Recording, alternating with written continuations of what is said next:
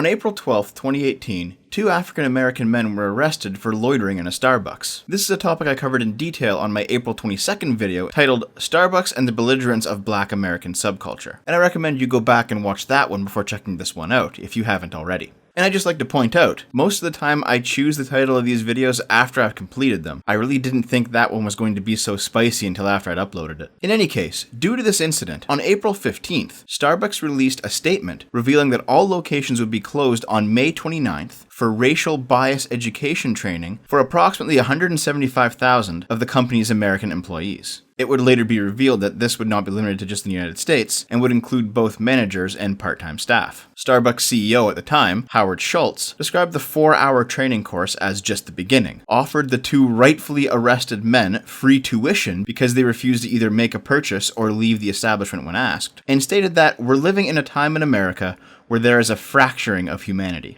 Schultz would almost immediately step down as CEO of Starbucks after this incident, handing the reins over to Kevin Johnson, who would continue in his predecessor's cuck steps by personally flying to Philly to apologize to the 2 arrested men. Johnson would reiterate Starbucks' commitment to Schultz's diversity training plan, stating that closing our stores for racial bias training is just one step in a journey that requires dedication from every level of our company and partnerships in our local communities. On May 29th, Starbucks locations across the US, as well as Canada and other countries, did actually close for this racial bias training. And a viewer of the channel actually has a partner who is a manager at a Starbucks here in Canada, and has provided me with pictures of the training package. We'll go over this package in detail a little later, but for now, let's see what this viewer has to say about it from their own mouth. Hey Dev, today is sensitivity training for every Starbucks employee in North America. I think I've told you before, but my partner works at a Starbucks in Toronto. Part of her job is doing schedules as well as managing employees. Expect a lot of stories to come out of this, because people are not happy about this. Everyone has to take the training on the retail end of Starbucks, and I mean everyone. Even people who work 3 jobs are being made to take the training. My partner's already had tons of people say things like,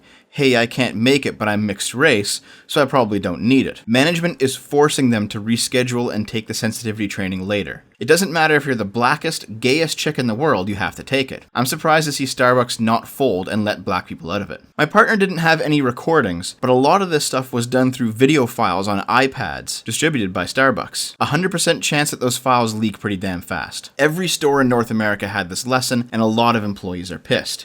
Even management hates this. So the way this was presented was everyone was broken off into large groups and asked to discuss every question as they answer it in the book. They were presented with a video beforehand that I wish I had on hand to show you, but my partner couldn't get her hands on it. Some ridiculous propaganda video showing American civil rights footage and talking about making America better even though this is Canada. The booklet also clearly has stuff aimed at black people in it, just without saying black people. They were told that Canada would get an adapted version that focuses more on native problems, but that wasn't true. Okay, so she just gave me more details and we got a bit of a bombshell. Starbucks not only wanted the pamphlets back after completion, but they also wanted people's names on them. It seems like they wanted to keep records of what people answered. In fact, Starbucks is still asking for them back. Some stores were better about getting them back right away, but her store is so big that the management didn't really give a shit about hounding people down for theirs. How predictably Orwellian of you, Starbucks, to want everybody to sign their names on their answer sheets, so you know exactly who is guilty of wrongthink. And it also sounds like there's a lot of misconduct, misinformation, and mismanagement of the whole ridiculous program, but there is one thing that really did stand out to me. That Starbucks is really intent on having all the materials returned to them. It seems like they may not want it to get out, and I'm not surprised. An article in the Daily Mail claims that employees were shown video after video of black people being abused during racial sensitivity training, while USA Today reported that hip-hop artist Common was in on the video sections, surely to maximize the cringe factor. And the centerpiece of the entire presentation was an edited version of the documentary Story of Access by Stanley Nelson. Now, all of these videos on iPads described by the person who provided me with this info, it turns out they're actually all privated videos on Starbucks' YouTube channel. And the course content for this diversity training program, it's all online on the website starbuckschannel.com on a buried page inconspicuously titled The Third Place. This is just a hunch, I don't have any real evidence for this, but I have a feeling that Starbucks knew it had to make this information public at some point, but decided to just quietly publish it on a side site with privated materials in the hopes that nobody would actually notice. Thankfully, the SJW ghost town outlet known as Boing Boing stupidly embedded one of the privated videos into an article, which is how I found all this hidden stuff in the first place. a video whose description linked back to the third place. Why do I think they wanted to keep it quiet, though? Because I've gone over the pamphlet, the videos, and the exam, and oh boy, it is all fucking ridiculous. But don't take my word for it. Let's you and I take this diversity training course for ourselves, shall we? So here's the third place, our commitment renewed. It says it's a 3-minute read. I have a feeling that it's probably not a 3-minute read. On May 29th, we closed 8,000 Starbucks stores in the United States for 4 hours, so 175,000 Starbucks partners could come together for a conversation and learning session on racial bias. This was a foundational step in renewing Starbucks as a place where all people feel welcome. Starbucks partners shared life experiences, heard from others, listened to experts on bias and racial anxiety, reflecting on the realities of bias in our society and talking about how all of us can work together to create public spaces where everyone feels like they belong. When they're talking about racial anxiety, I wonder if they actually brought up white anxiety. Our mission, because we want to uplift others, we exist. What? To inspire and nurture the human spirit, one person, one cup, and one neighborhood at a time.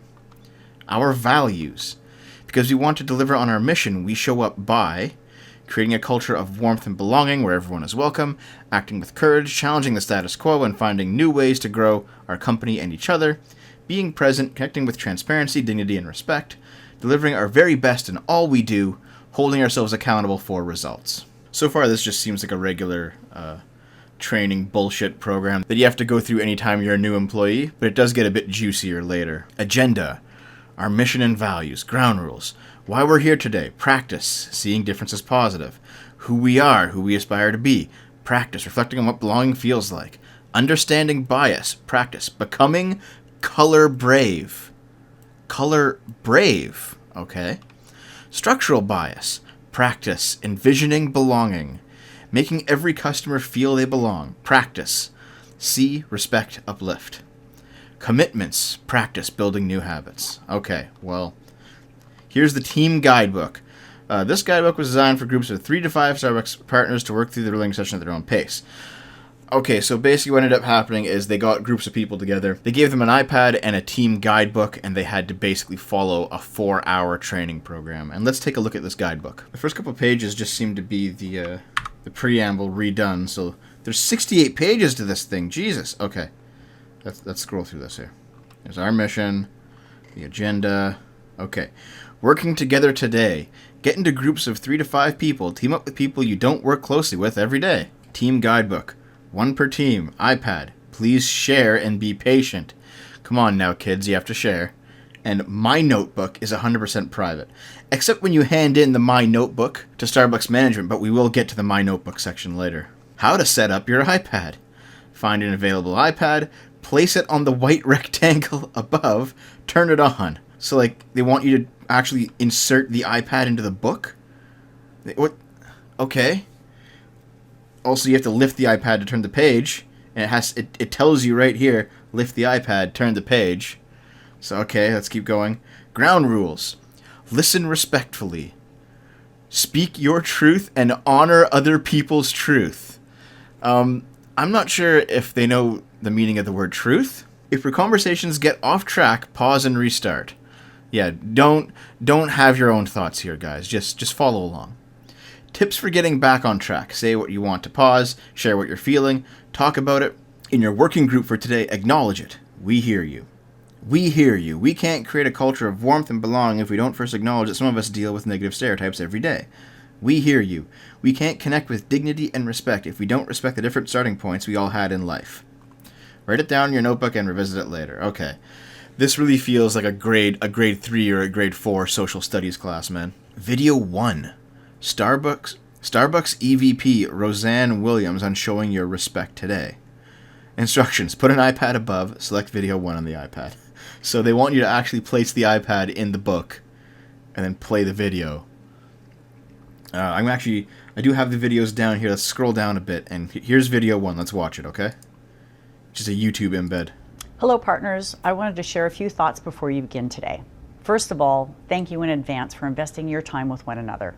This is a needed conversation, and one the Starbucks family is more than capable of having. We are about creating a culture of warmth and belonging, where everyone is welcome. With that in mind, please remember a few things. First, listen respectfully. Second, speak with your truth and honor the truth of others. Third, if you need to take a moment, feel free to do so. Conversations about race can induce a feeling that experts call racial anxiety. And when we're anxious, we can't always think clearly. If this feeling starts to derail the conversation, there are a few things that you can do as a group to get back on track. First, let the group know you want to pause. Share what you're feeling in the most respectful way possible. And then as a group, have a short conversation about what was shared. Remember to be present and listen with respect. This is about you and your Starbucks family sharing this experience together. If you find you need more support, please know that additional resources are available, and more information can be found at the bottom of this page in this guidebook. Wow. Okay, I don't know. Racial anxiety. Okay, let's keep going here. Why we are here today. This is just a second video, isn't it? Yeah, it is. Starbucks President and CEO Kevin Johnson, why we're here today. Video 2. Video 3. Wait. Artist, author, and activist comment. Oh, here's the rapper on making others feel welcome. Okay, so hold on. Videos 2 and 3 have to be watched now. Let's enjoy this a little bit, okay? So let us begin. We are here to make Starbucks a place where everyone feels welcome. Full stop. Even if you don't pay, guys, you're still welcome.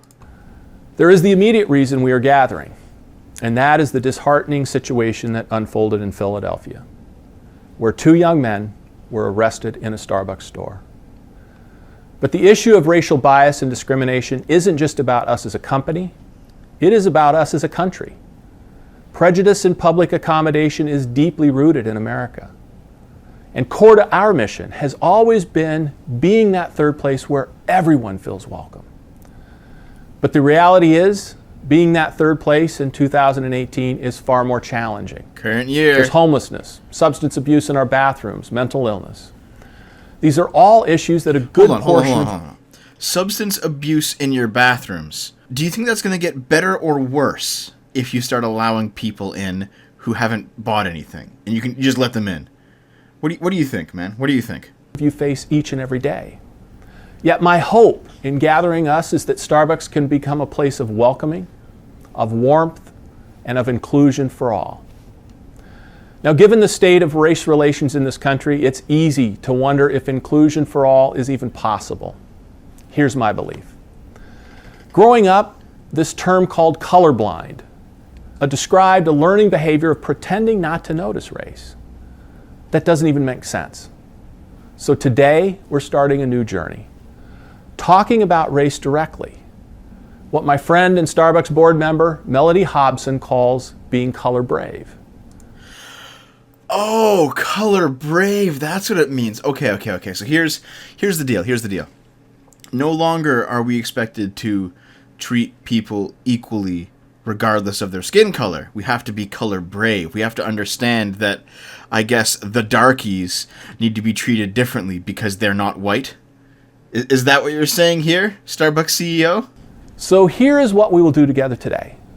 We'll begin by welcoming each other and by sharing who we are and having curiosity about others. We will explore America's history of prejudice in public spaces, and we will learn about bias, where it comes from, and that it's a normal part of each person. And we'll talk about some ways that we can work together to help others feel welcome, to feel included, to feel valued, even in those situations where customers may not treat us in the same way. And please, keep this in mind. You are not alone. We know that for every partner in our... I'm just going to stop here. I've been to some gender studies classes in the past. This seems remarkably like that. So let's move on to video 3 here. I do want to see what our rapper has to say about this. I am grateful to be with you Starbucks partners today because this work is close to my heart. Helping people see each other fully, completely, respectfully. My role throughout this day is to get us started in good conversation. Let's start first by appreciating each other. I know that for me, welcoming people in my life starts first with sharing who I am. and then listening closely to where someone else is coming from, who they are, what they are proud of, what makes them them. Now, usually when we do this kind of thing in our everyday lives in America, we try to find similarity between people. We try to find ways in which we are alike, and that's good. Yet, it turns out there's also great advantage in your work, in your life, in your relationships, to learn to love what makes you different from someone else, to seek out how someone is different, and that is what makes them interesting. It's a life skill to make someone else in your presence feel welcome. You do that by not only loving what makes them the same as you, but by appreciating what makes them different than you. Now, you're going to hear from Starbucks partners who will guide you through the day. To start building the life skill of appreciating people's differences, get your notebook out and turn to what makes me me, and you, you. It should be at the front of your book. This guy really seems like he was told to do this or he was going to be fired. Yeah, let's just get back to this. Let's get back to the actual pamphlet here that we got. We have like 63 pages here. Jesus. Seeing what makes us unique and different.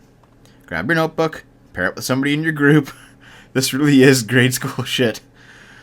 Open your notebook to page 4 to the activity What Makes Me Me and You You.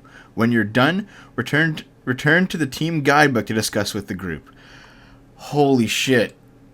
Man, I'm legit having childhood flashbacks. Discuss with your team. Which pair found the most differences? How did you find so many? What questions did you ask? How did you ask them? Now that you see the other person you talk to more clearly, what new information do you appreciate about them? Man, what if someone is like, I don't want to talk about my personal life in this exercise. I came here to do a job. I want to get paid and go home. Are they going to be like, no, you must tell me about all your differences? Do you really got to get into this shit? Take a 15-minute break. It's been fucking grueling, guys. Starbucks. Who we are. Who we aspire to be. Oh god, do you really want to watch all these videos? How many videos are there? Let me just see this here. 3, 4, 5, what it feels like to belong. 7, 8. No, holy shit. Oh my, I can't believe actually having to have done this. Jesus. I'm sorry, Starbucks employees. These audio clips seem to be like examples. Okay, hold on. Confusion about a customer's gender. Let's listen to this. Seems to be an audio sample of what to do. So I was working in a store one weekend, and we were a store that's on a transit line. The bus dropped off right in front of our store, and then every time every bus let out, everybody'd come in, get some coffee, want to use the bathroom because they're in the midst of a trip. We had one customer come in specifically who asked for the men's restroom key. In that store we had 2 separate keys. One was blue for the men's and the other one was pink for the women's. They asked for the men's key, and we handed them the women's key because although the individual identified male, they looked female to us working behind the counter. The customer then said, no, I identify male and I've asked you for the men's key. So we handed them the men's key and said, hey, we're really sorry that happened. Here's the key that you asked for. Go ahead and you can go around the corner to the bathroom. Our bathroom was in a shared building, so when the customer went into the main building, they were actually told by security that they weren't even allowed to access the men's room because the building said that they didn't believe that they were a male either. At which point the customer came back in and became very irate. We told them we were really sorry, that we'd done the best we could at that point in time. Absolutely harrowing. I mean, it does sound like a terrible inconvenience that they might have to go to a restroom that they don't really identify with and take their shit there. Woman with dirty cup asks for refill. How? Okay. Okay, so one morning a lady came in. She was wearing a sweat, and she had a paper cup, or Starbucks cup, and she said she wants to get a cup of coffee refill. And but the cup was really dirty, and has like a lot of stains on it. And so I said, when did you get this coffee? When did you get the first cup? And she said, this morning. But the fact that the coffee cup was really dirty, I said to her that she cannot get a refill.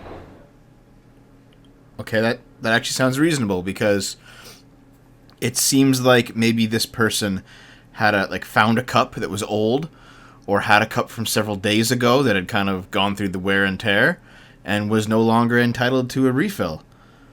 Why is this part of this package? Woman in dirty sweatpants lingering near retail cups. There was a busy morning at my store back in downtown where a lady came in and her sweatpants had stains in them, and they also had holes. So I quickly told my partners, like, hey, I'm going to switch over to warming so that I can keep my eye on her. And I noticed her going back and forth from the retail cups. It was during Christmas, so we had all the red box cups. And I assumed she was going to steal. And I approached her and I said, would you like any help with anything? And turns out that she wanted to buy one as a gift. Okay. As somebody who has worked retail in the past, you do get to know the body language and the behaviors of people who are trying to shoplift. Recognizing those patterns is not a bad thing. Jesus, I can't believe this. Where do all these clips show up in this thing? I gotta scroll back up and see this. Hold on. Okay. Fuck the team guidebook. Here we go. Page 50. Making every customer feel like they belong at Starbucks. Listen to all the audios. Every human must be seen, respected, and uplifted, whether or not they're customers. Oh shit, you have to seen, respected. You have to fill out one of these for each scenario. Oh wow. Okay. Well, here's what we can do to make these vagrants in our store feel welcome. Let's get back to where we were a little bit here. I don't know if I want to go through all this, guys. Holy shit. There's a lot of nonsense here. However, I did realize that video 6 is colorblind to color brave. So let's watch that one. All right, I want to get to it with the hard question. How do you define bias? What is it? So bias is our brain's Look at this incredibly diverse panel. automatic association and processing of negative stereotypes about certain groups of people. So that sounds somewhat clinical. If you could break it down even further. So when we talk about bias, we're actually talking about two kinds of bias. There's explicit bias, which is when we are very consciously do not particularly care for a group. The implicit bias is when our brains have made associations about a particular group, negative stereotypes about a particular group that have become embedded in our brains over time. So how do you know it when you're doing it? How do you know it when you see it? Okay, hold on.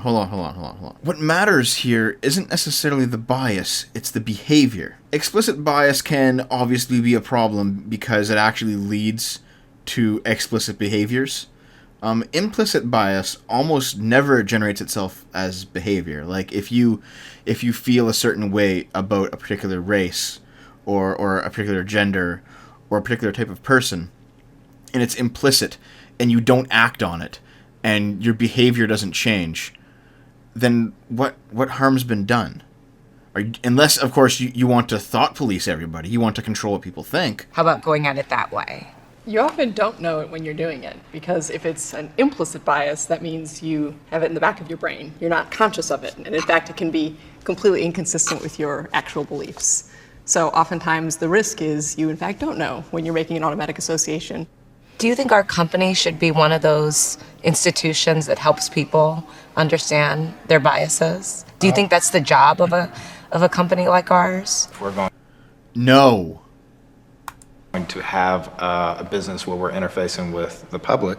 I think we're responsible to help a workforce navigate these nuances and relationships and human connection. Personally, I've realized I have a big beard. I have a line in my head. That smile of hers back there, that was her saying, you just kept your job, son. I can be capable, I can be competent, and I can lead people, and I can, be an individual. An individual. As long as you think the right way. Compassion, empathy, I think those are great places to start. So a lot of people talk about being colorblind. What is it about colorblindness that creates a problem? Here we go. Our brains can't not see people's different racial categories. That's the way we've grown up to evaluate people. So we can't turn that off. And this is something that Fred talked about beautifully. It seems to me, from what I hear from my friends who are people of color, they don't want me to not see them as their full selves. And for many people, if it's something that we can't change, you can't be colorblind. It is impossible for humanity or individual humans to be colorblind. Then what's the point? What's the point of any of this? I mean, if we are stuck as these miserable wretches who are always destined to be racist, then what is the point of all this? Just fucking give up.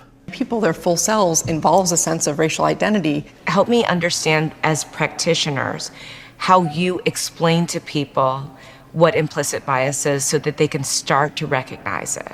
We usually start by having people understand how their unconscious brain works. So we have an exercise that we could do that would give us all a chance to see what it means to have your unconscious brain overcome your conscious brain. Okay, how does that work? Sure. Okay, I'm going to give you what is called a Stroop test. So in order to talk about bias, it's really important to understand how our brains operate unconsciously.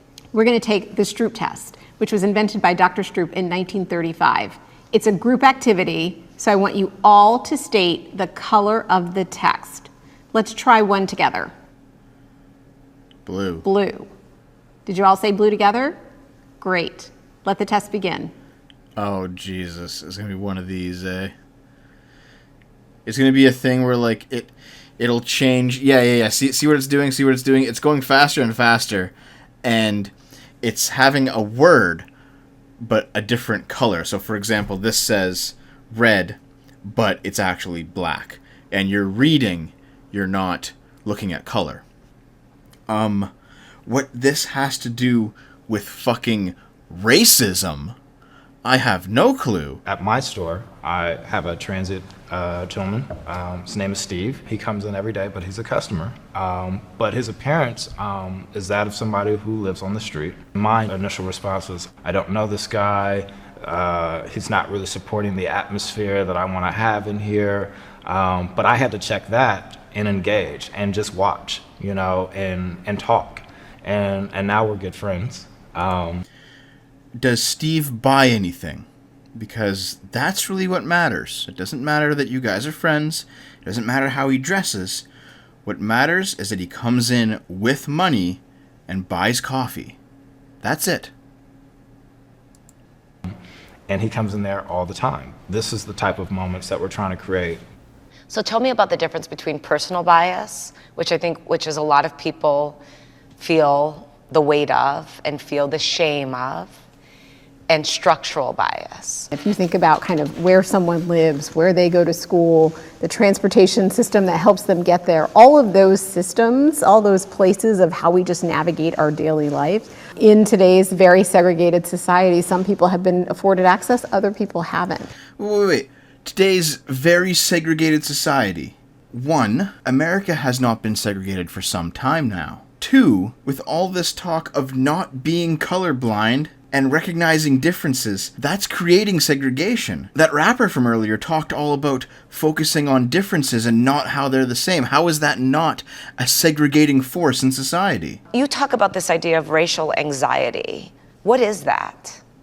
Racial anxiety is our bodies and our brain's stress response to cross-racial interaction, and it shows up differently. If I'm a person of color and I'm engaging in a cross-racial interaction, I'm worried that whatever's coming towards me, my defense mechanism goes up, right? And if you're white, it's showing up as a big fear that you may confirm yourself as racist. You may say something or do something.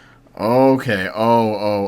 So here's racial anxiety. If you're white, you're afraid you're going to be outed as a racist. If you're a non-white or a person of color, you fear for your life. You fear, I don't know, like it couldn't possibly be the other way around, could it? It couldn't possibly be that a white person fears a black person, or that a non-white person fears being outed as racist. And really, you're just talking about whites and non-whites.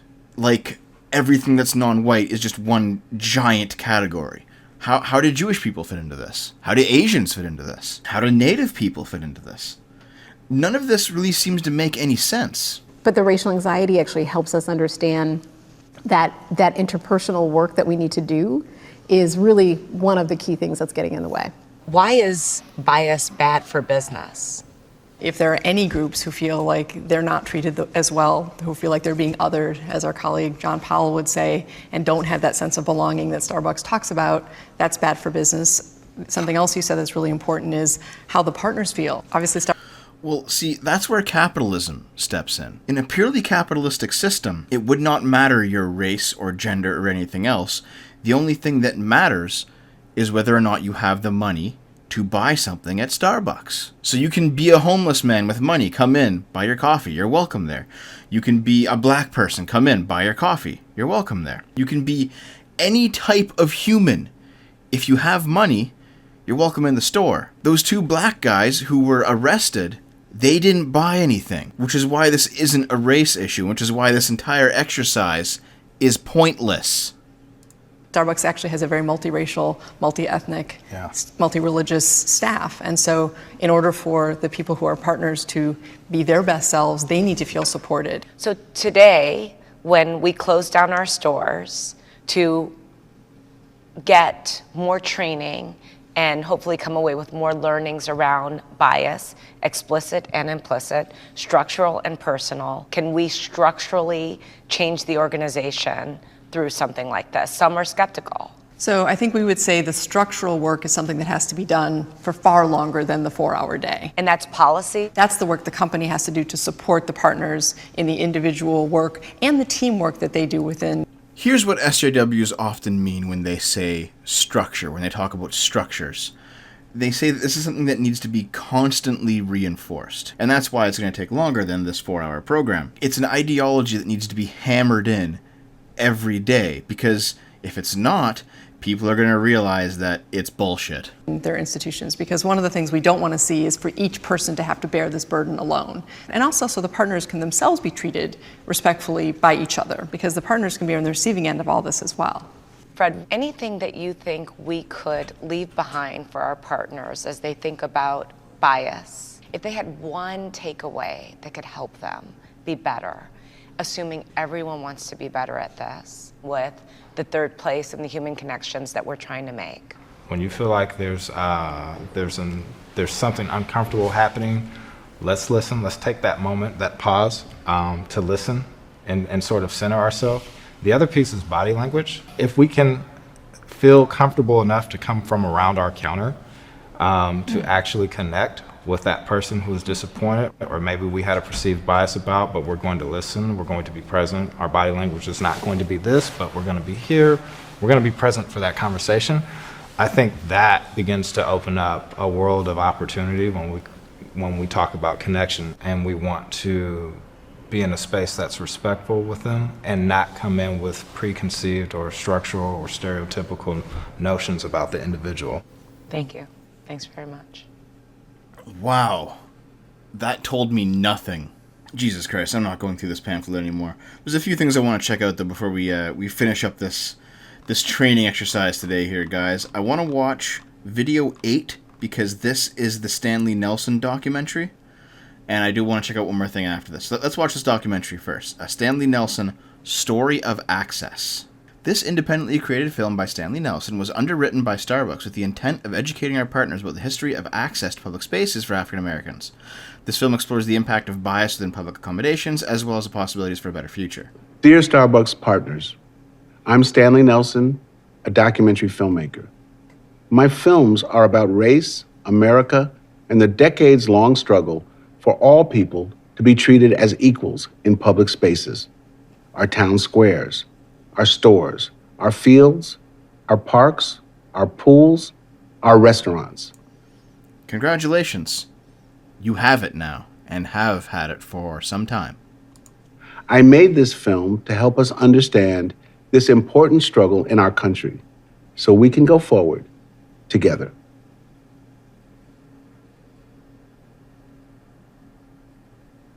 When I go into stores, sometimes I get followed, which is really annoying, and it just gives me, it just makes me uncomfortable, and sometimes I get anxiety, so I have to leave.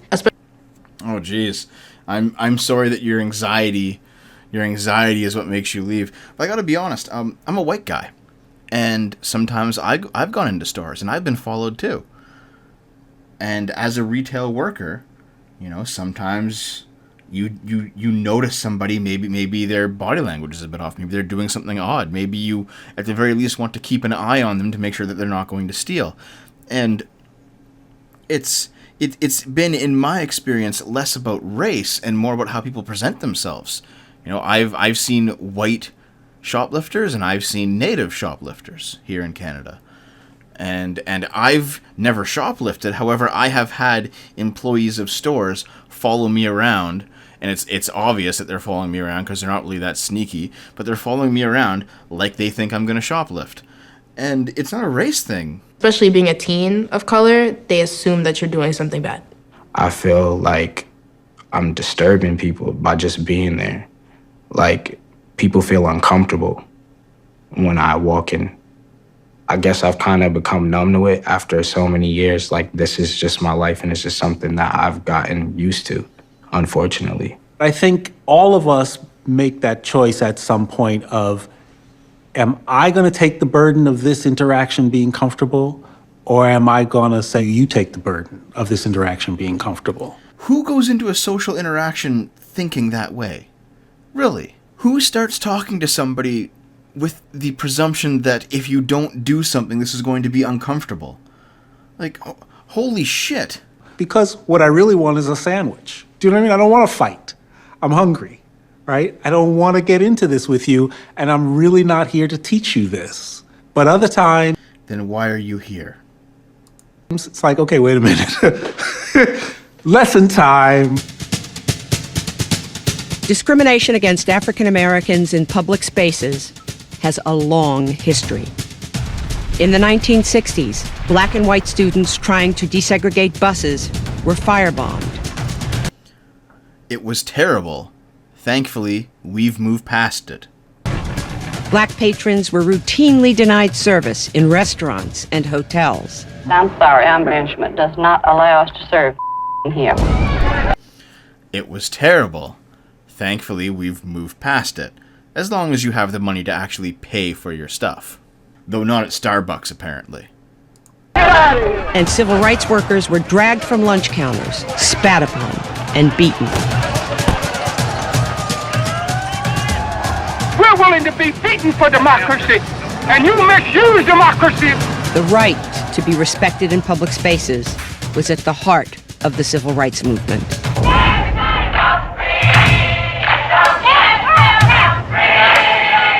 They keep thinking we begging them for something. We ain't begging for nothing. We're telling them what is ours right now. See, the difference between these clips and what's going on at Starbucks is that these people are actually confronting a legitimate problem in the society in which they lived. The two guys at Starbucks went in, didn't order anything, and were asked to leave. And then they didn't, and then the cops were called on them. This is not illegal. This is not a situation of them being arrested because they're black. This is not a situation of misuse of police power. Frankly, it almost denigrates the sacrifice of these people from the 1960s by comparing it to this ridiculous bullshit happening today. The freedom movement of the 1950s and 60s insisted that the United States live up to its Constitution and allow equal access for all. Finally, the Civil Rights Act of 1964 was passed, outlawing discrimination in public spaces. But changing the law doesn't always change reality, and being allowed in doesn't always mean being welcomed. To be welcomed as a customer means that not only do I allow you in, but it means that I'm glad you're here. I want to serve you. I want your business. And I don't draw distinctions between you and other customers in terms. Yes. I don't draw distinctions between you and other customers. Not you and other people, you and other customers. The implication is that you've paid for a good or a service. In terms of your value. But it's time we talk about what it means to not be welcomed as an American citizen. It's not like I can mute my actual physical blackness, right? So I just... I mean, according to this Chinese laundry commercial, you probably could.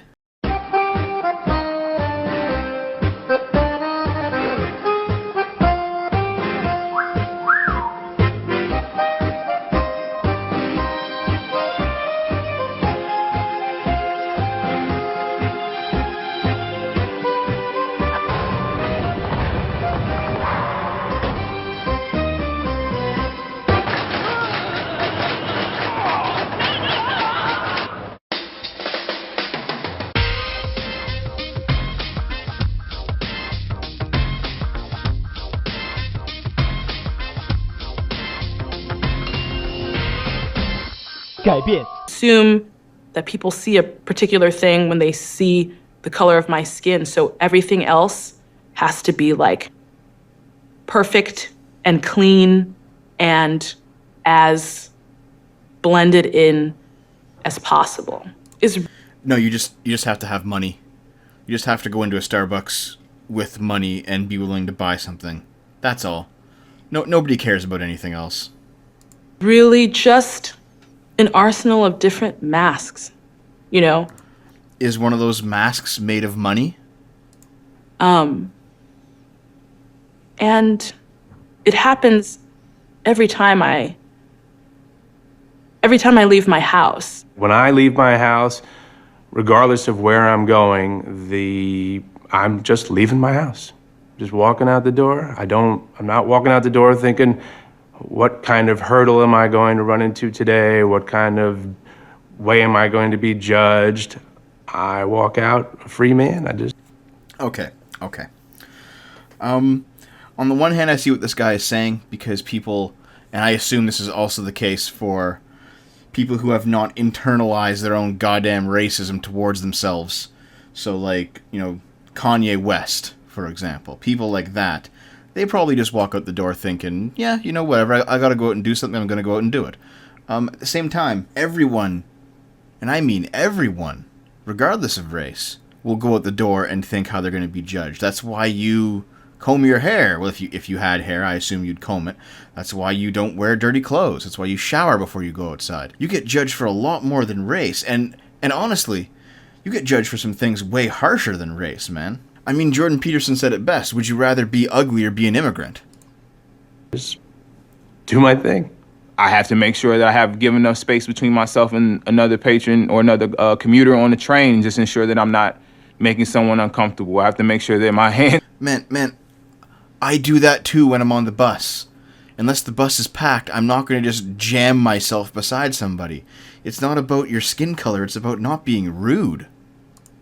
Are visible when I walk into certain places, so they make sure I'm not stealing. I try to make sure I make eye contact with people who may or may not be security or managerial staff, just to ensure that, I'm not here to hide anything. I watch my tone to make sure that I don't come off as threatening. Just leaving the house some days, it's sometimes... It sounds so terrible that you have to be a decent human being in public. Because these are all things that I also do as a white person, and that I assume most decent people do. It's called not being a dick. Sometimes it just keep you at home and just keep you away from everything. For more than 50 years, equal treatment has been the law. Yet, as we know from cell phone videos, the nightly news, and maybe our own experience, we still have a long way to go. Why are you following? Yeah. I mean, it's really terrible. There are individuals out there who are assholes. And if you want to, catch them on video, put it on YouTube and say, this guy's an asshole, go ahead. I'll probably laugh at it at some point when I come across it. But that's pretty much the extent of it. This is not some kind of systemic problem. Watch this. You think I'm stealing? You follow me around the store the whole time. There she goes, she think I'm stealing. Your card is fake. You're going to jail. That's what I kept hearing. Unless you're spending money, we don't need. Oh, I'm not spending money because I'm black. You've been warned. Your manager does not like black people, honey. Yeah. Oh my God! No, this is wrong. Oh my God! Yeah. We just... Okay. So some of these instances are going to be legitimate police brutality.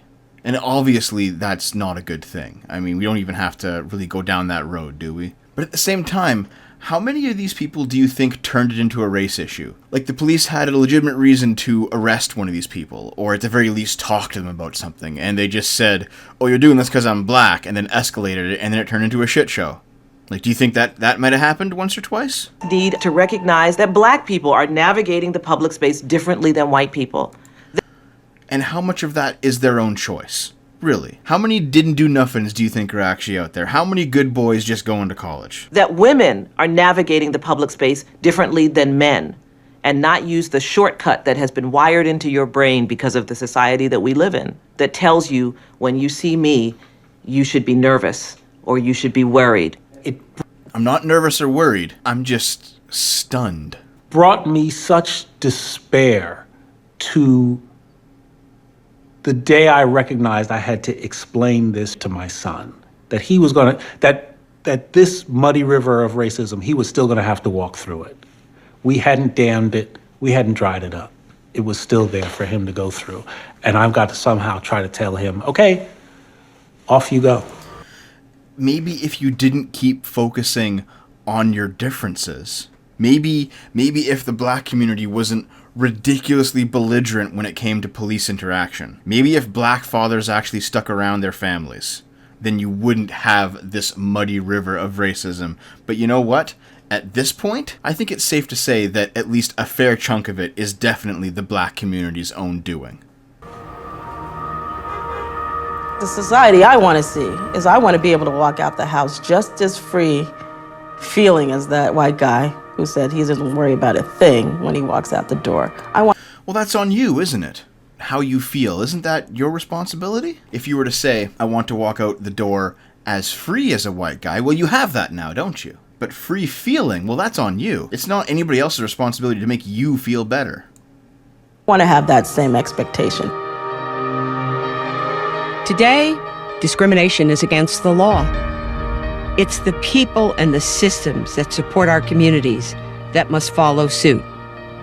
Yes, absolutely. Changing the law is not enough. We also must force people to change. We must force a cultural change. Everything is racist, everything is sexist, and you must point it all out.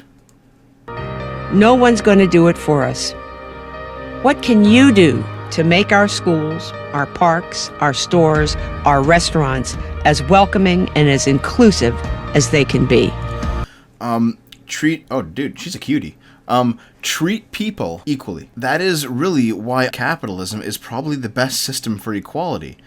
Because it simply says, if you have money, you are welcome. And race and gender and none of that nonsense actually matters. What kind of country do we want to live in? Who do we want to be?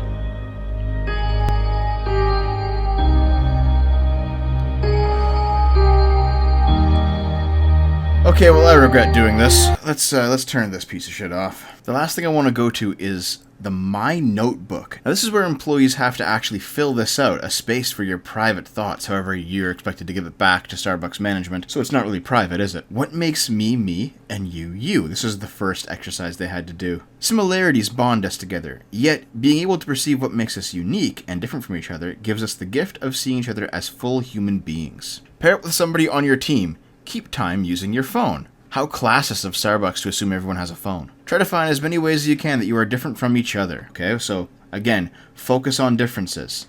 Generate that segregation. In your life, where do you feel a sense of belonging? Feeling welcome, feeling included, feeling like yourself. Well, really, the only place where you have a right to feel a sense of belonging is in your own house. Frankly, that's pretty much it. The first step to becoming color brave. Read through the following pages, take your time. Seeing how bias operates takes reflection and introspection. Our unconscious brain processes 11 million bits of information a second. In that same time, our conscious brain processes only 40 bits. Thus, we process more unconsciously than consciously. Well, I'm sure that anybody can work out this math without the third sentence there, but, this sounds like some ridiculous bullshit right here. Okay, 11 million bits of information a second. Okay, let me just work this out. 11 million bits in gigabytes. Okay, it's 1.375. Okay, in megabytes. 1.3 megs. Okay, so let's say that our unconscious brain processes 1.3 megs of information a second. Only 40 bits in our conscious brain. I don't think this is true. Forget about the ridiculousness of measuring human brain capacity in a computer term like bits, but only 40 bits. Okay, that's 5 bytes. What can you store in 5 bytes of memory? If I can think of a word in my conscious brain that is, say, 15 letters long, some long-ass word, I'm already storing more than 5 bytes. Right? If I can think of a song, is 1 second of remembered song more than 5 bytes? I think it might be. Look how stupid this is already. Okay, let's keep going though. Jesus Christ. Our brains do this because they must. If we had to process everything consciously, the day would be so exhausting we'd never get through it. To help us function, our brains take shortcuts. When shortcuts are applied to the characteristics, traits, and behaviors of a certain group of people, they are called stereotypes. There's no way this is scientifically accurate. There is no way this is actually how the psychology works. Stereotypes are shaped by the things we take in around us. Much of it comes through the media, but also our experiences and the broader culture we live in. So is this Starbucks admitting that stereotypes actually have a basis of truth in them, maybe? The risk is that when we hold negative stereotypes, unconscious bias can arise. When we're under pressure, are short on time, or don't pay attention, unconscious biases are triggered more easily. We can hold biases about race and age and religion, gender and sexuality and body type, ability and mental health and class, and many other attributes. I just have to straight up agree here. I mean, my monk in D&D might be really, really fat, but you can't have a bias based on his body type. He can flip bears over, man. That's why it's important that we learn about how our biases are framed and what we can do to override them. Biases are not always easy to identify. They make us feel exposed, maybe even critical of ourselves, but they're worth reflecting on. This is basically where they say, you might feel that hunch of rationality saying that this doesn't really make sense, but it's important that you ignore that for the greater good of social justice. When we address our emotions as they relate to our biases, we build the muscle that helps us override them. Let's try it now. The first time recall when you first experienced your racial identity. It may have been when you were a child, it may have been last week. If a scenario doesn't apply to you, feel free to leave it blank and move on to the next one. When you noticed your racial identity, noticed how your race affected your beauty standards, felt your accent impacted people's perception of your intelligence or competence, altered your communication style to avoid playing into stereotypes. What if I just said, I don't feel comfortable talking about this? I mean, these had to be collected, right? Am I going to get fired for that? Had a friend of a different race who regularly visited your home. If your group doesn't contain a token black person, I guess you're a racist. Imagine you're meeting 2 different people for the first time. One of them is of your race, the other one is of a different race. Without thinking too much, don't think about it, guys. Just select the level of difficulty that reflects how you might react in each instance. I'm going to assume that most people, most casual Western liberals are going to put the same marker for people of your race and people of not of your race. Oh, there's a glossary in here. Let's check this shit out. Belonging, an authentic feeling of empowerment and participation in a group, experienced when a person feels safe, valued, and accepted. Discrimination, the unequal treatment of members of various groups based on race, gender, social class, sexual orientation, physical ability, religion, and other categories. Now, it doesn't really say whether or not that unequal treatment is good or bad, whether it's deserved or not, whether it's proper or not, because there are certainly instances where discrimination is actually a good thing. Think about it this way. The most discriminating act that any one person can do is be in a monogamous relationship, right? Because you're saying that I'm only having sex with this person, and you are discriminating against everybody else. Do we want our sexuality to be equalized now too? I mean, at some point, you do have to choose one thing over another, and if that's always going to be discrimination, and that's always going to be bad, then society basically breaks down. Exclusion, the process or state of being set apart from other people or things. Well, yes, I mean, I'm going to exclude you from my relationship with my girlfriend.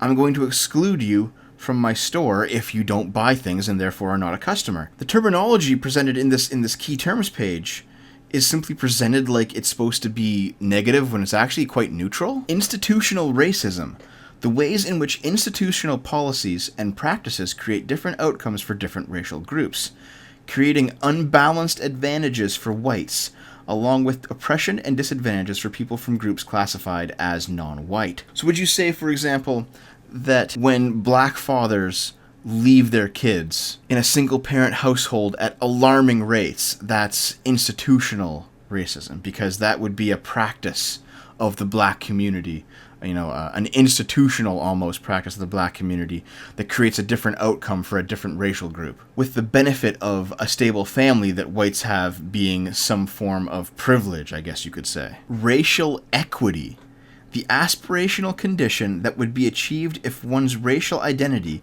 no longer predicted, in a statistical sense, how one fares. So it's not equality, guys, it's equity. If it's equality, well then everyone gets a fair shake, and then these various things like, say, black fathers not sticking around to raise their kids, well, I mean, that's the choice of the black father, and, well, I guess that means that the black kids start a little bit behind in life, but it is still equal because they had the choice not to do that.